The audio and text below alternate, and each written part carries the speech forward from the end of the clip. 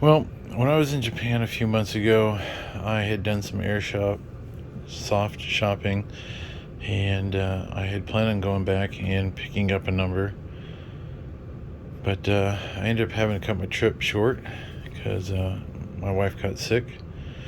And one of the guns that I was looking at is this Scorpion Mod M by Tokyo Marui.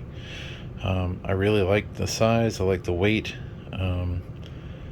Kind of something a little different than what you see in the field. So I went ahead, and once I got home, I started looking around until I could find one. Had to be on a wait list for a little bit, but I finally got one. It shoots about 250 out of the box. I haven't chronoed this one. I did pick up a couple extra batteries for it, some extra mags, a couple drum mags, and the other stuff I got here. Yep, I just went ahead and went nuts with this. So piston head, ball bearings, piston, spring guide, spring, type bore barrel, a little flashlight, and a tracer unit. So as the goal, I want to try to get this up in between 350 and 400. That's what most of my fields here are for indoor. So kind of want to do that. If I can't make it work on the AEP, I have seen that there is a mod to convert it to an HPA. So, and that will definitely get me where I want to go. But other than that, this is probably going to just add to my collection of other ones up here on the wall. I'm getting overkill with this. Alright, I guess the next video will be me test firing and see where we're actually at, and then putting parts in. Alright, so I just ran a test with the 3 different batteries I have: the 7.2 450, the 7.2 500, and the 7.4 680 LiPo. I put them in an Excel sheet. You'll be looking at it right here. So that gives me stock out of the box with the 3 different batteries I have. The next thing I'm going to do is I'm going to swap in the 601 barrel that I got for it, rerun the test and see how that affects feet per second and rounds per second from there. Once I get that test done, then I'm going to put the stock barrel back on, and then I'm going to do all the internals, bearings, piston, sleeve, spring, the whole bit. And then I'll run the test again twice and see how that affects. I would like to see the gun replica end up somewhere around 350, I'm hoping. And if you look at the numbers, I was at 266-ish as kind of the average. So we'll see how this all affects. Again, this probably will not be its final setup, because I'm kind of thinking that I might switch this to air. I've seen a couple videos where the VZ61 base, there are parts available to swap this into making it an air instead of an AEP. So we'll have to see how that goes. This is just something I'm goofing off with for now. And other than that, yeah, so next we'll be taking this apart. Alright, so I'm going to try to get a different camera set up. I've been using mostly my phone and GoPros and whatever adapters I have, but I'd like to get something so I can get a better view of workspaces, whether I'm working on a car or even the stuff on a tabletop. So next thing I'm going to do is I'm going to go ahead and pull this out. I'm going to pull the front guard off. I believe I have to take the upper off to get the inner barrel out, so we will hop on that. All right, so the first thing we're going to do is go ahead and remove the orange tip so we can get this off. There is one Allen screw right here that we have to remove, and this pin, and that will pull this whole front little weird plastic piece off. And I forgot about this little screw right here. It actually is grubbed into this. It's got a little shoulder in there, so you do have to remove this little bitty guy. I'm not sure what size it is. Let me check it and I'll be right back. Alright, so that little guy is a, let's go ahead and focus, or not. It's a 1.5, sorry it's not focusing. Alright, and the upper one was a 2. And that is a very tiny little guy, so be careful, because if you lose it or drop it, it's probably going to be gone. That's kind of why you like to use a cloth or something, kind of absorb the impact if I drop it, because I can guarantee you I'm going to drop it.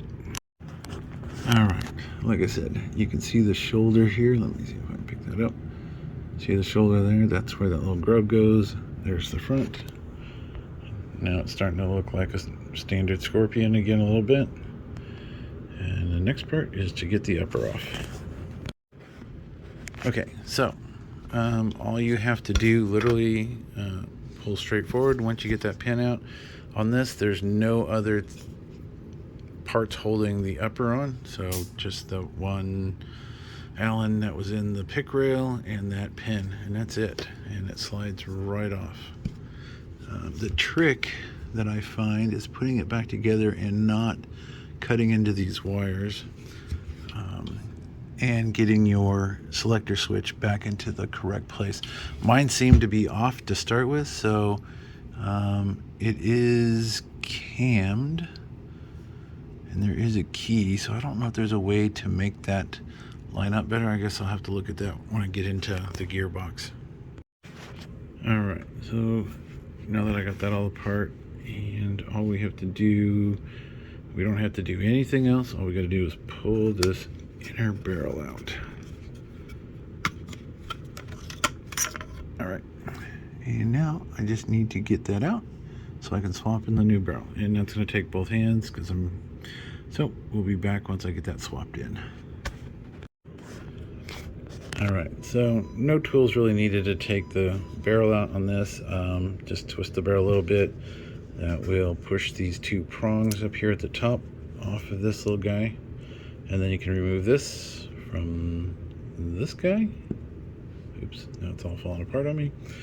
And then you can take the barrel out. So barrels are pretty much the exact same length, which is kind of nice. And the barrel that I ordered was this guy here.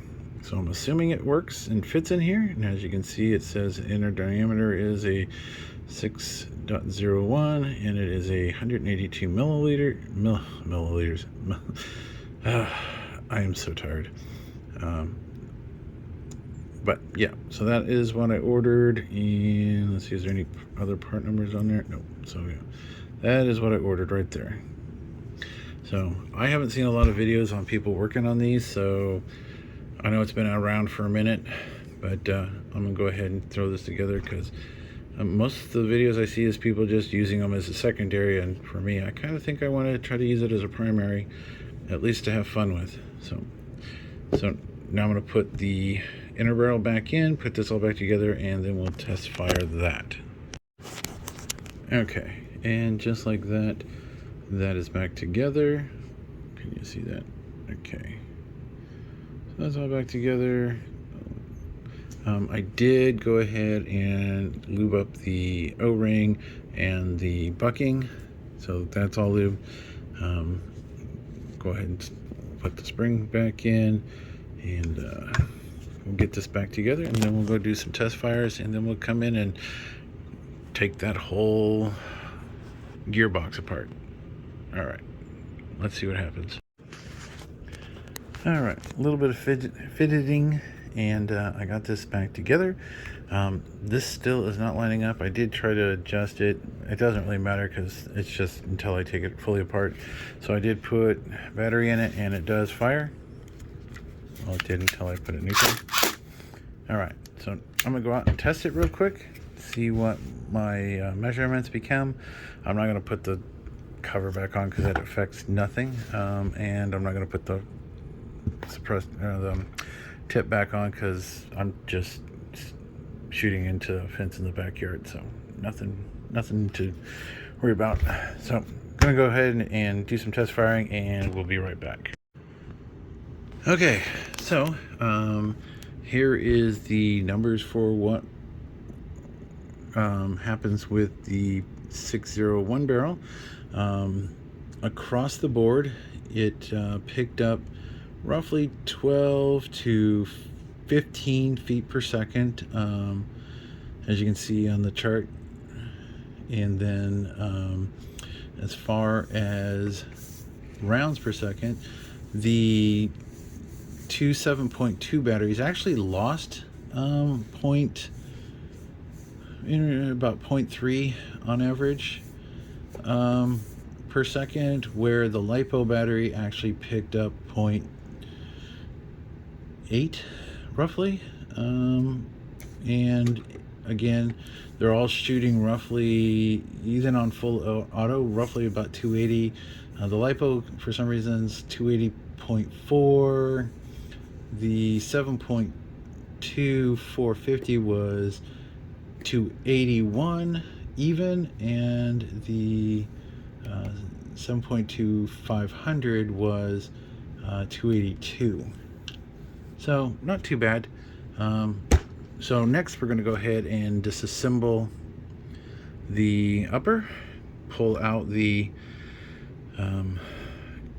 gear housing, and go ahead and start modding it and see where we're at. But not a bad jump. Alright, so to get this gearbox out, there is another one of those small Allens that go right here, and that's it. And it again, it's the 1.5, and if you look, it is bigger than the other one. So the bigger one goes closest to the trigger guard, and the smaller one goes forward, just so that you don't mix them up. All right, so as I'm taking this apart, it might be a little hard to see. Let's zoom in here. But you can see right there where the black wire has got some rubbing damage on it. When I put it back together, I'm gonna see if I can get this to sit down in here a little better. I'm not sure why it's catching it. I need to make sure it's not cutting into it. There is a teeny tiny screw. It might be hard to see. There it is. Okay, so you can see that little hole. So there's a little tiny screw that's got to come out. And then I believe what you do is push this piece that way. And it sort of clicks over, and then you can pop it out. I believe that's what it is. So let me mess around with that for a second, because that's the only thing holding the front in, and I think I got it. Once I can get that out of the way, I can get to this screw down here. And I think there's one on the other side as well.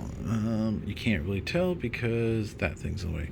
The other thing I do know is when we're taking apart this guy, be careful of this spring, because apparently it likes to go flying.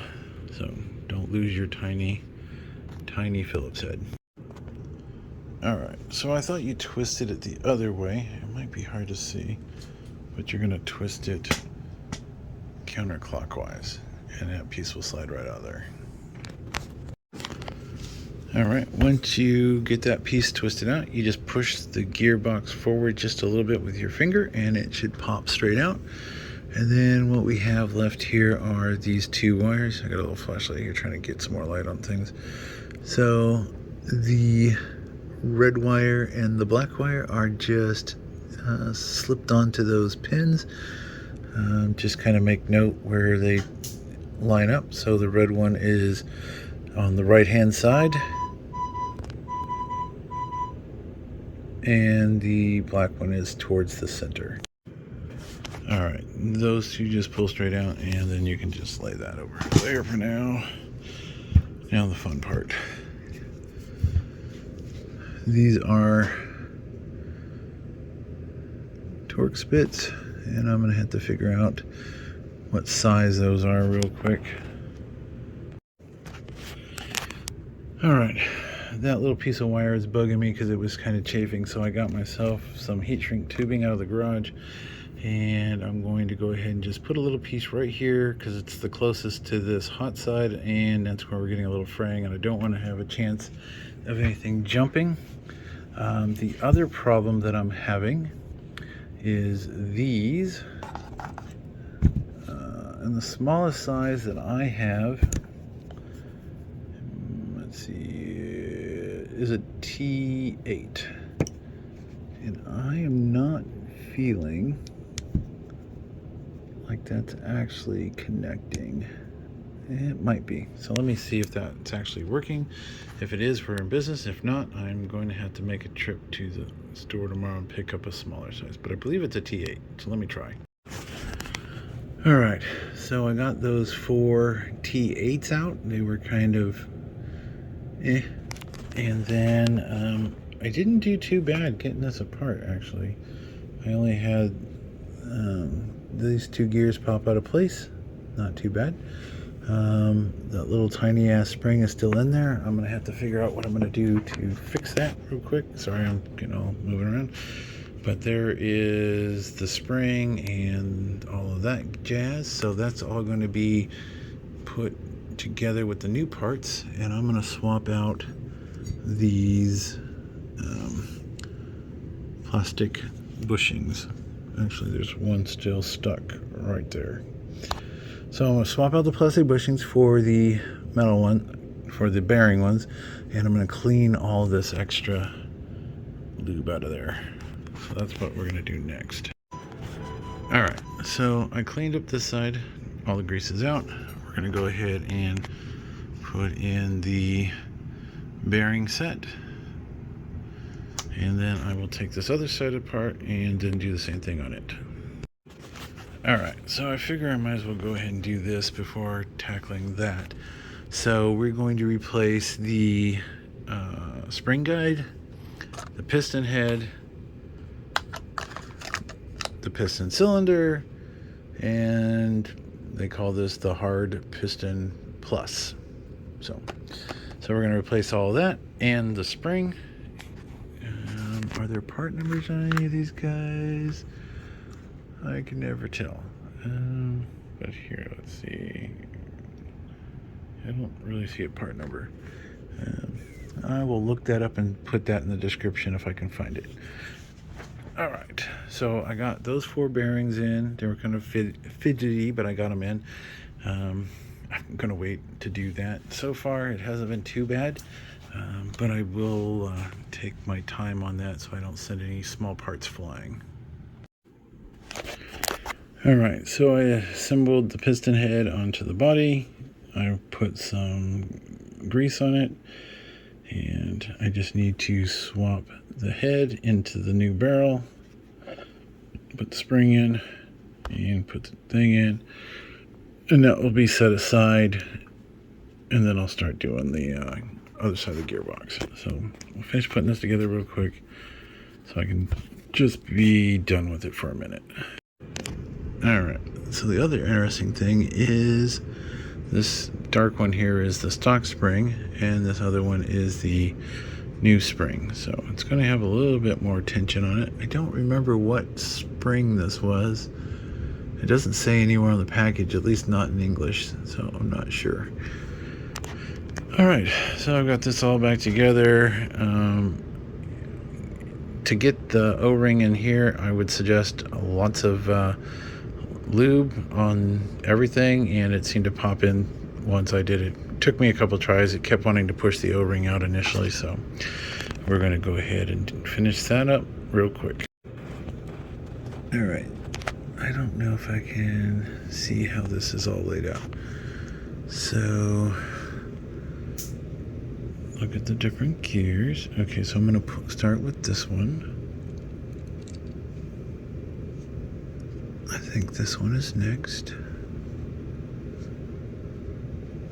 This one. And there's this guy here.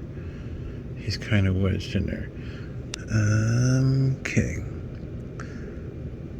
So I gotta be real careful. Okay, so this shim goes here on this. Oops.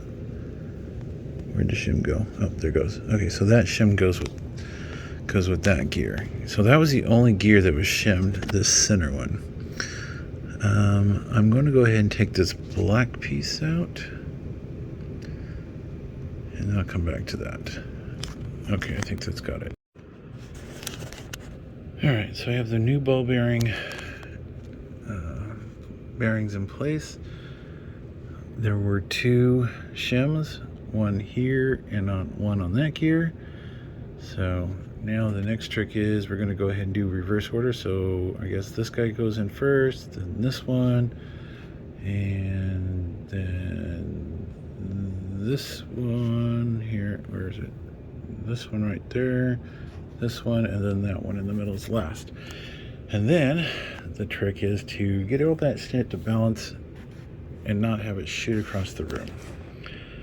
All right. This may be the end of this as we know it. Alright, so this thing has turned into a little bit of a pain in the ass. As you can see, I've got a bit of a gap here. I cannot get it to close. It looks like the gears are lined up into the side, into the things. That one up there at the top is definitely in. But when you turn it over, you see why. Somehow, the bearing slipped out of the fucking hole. And now that thing's in there crooked. Which means I gotta take this thing all the way back apart. And it looks like that has popped out. So that's something else we're gonna have to do. Okay, so I'm gonna try to fidget with this. Maybe I can push something in there and realign the gear and back into the hole properly. If not, I gotta take it all apart, and of course it's probably gonna be more of a pain. All right, so I end up having to take the gearbox back apart, line everything up. It seems like I did not have the piston body lined up correctly, so it wasn't allowing everything to go back in. Now everything is back in, bearings are in, they're all seated nice. I got two screws in, this one and this one.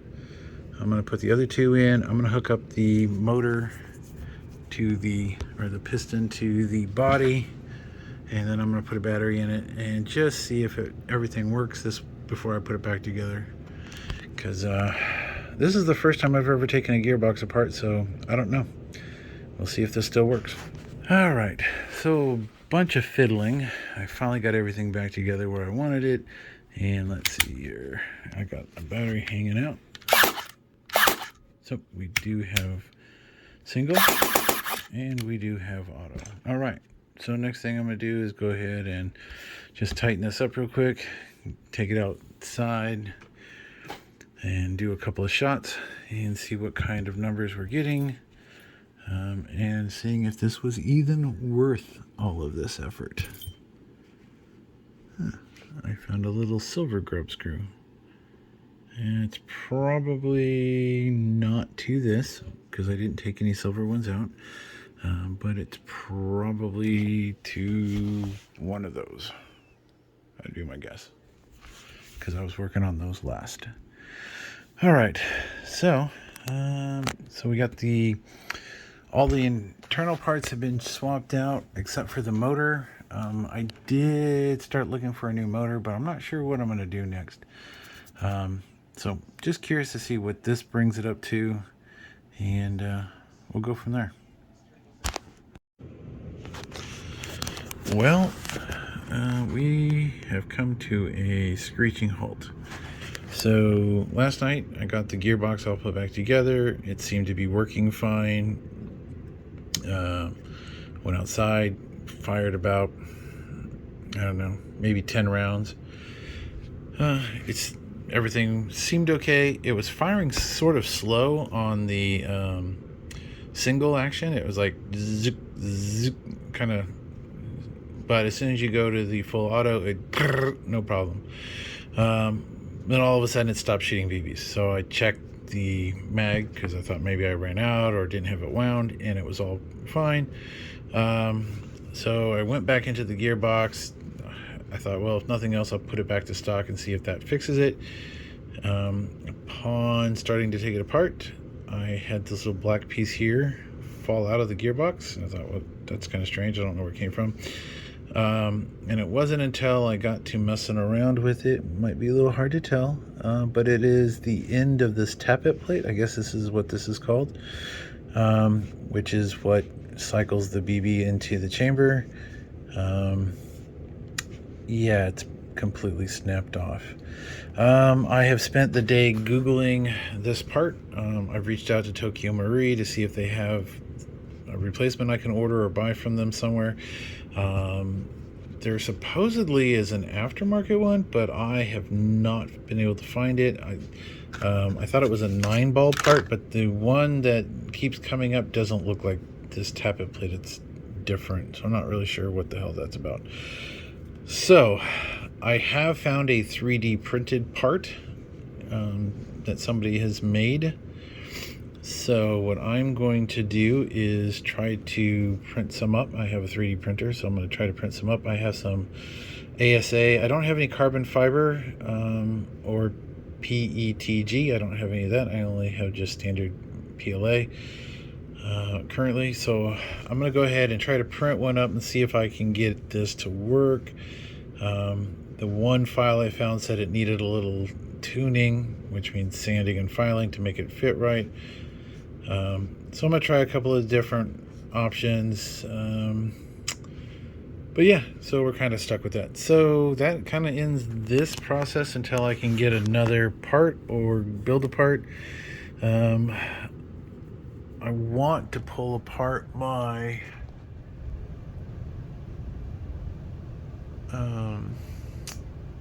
M4 because I bought a programmer for it, and whenever I plug the programmer in, it squeals. So I don't think we have a good connection somewhere. My M4 fires just fine, but it's got some other issues.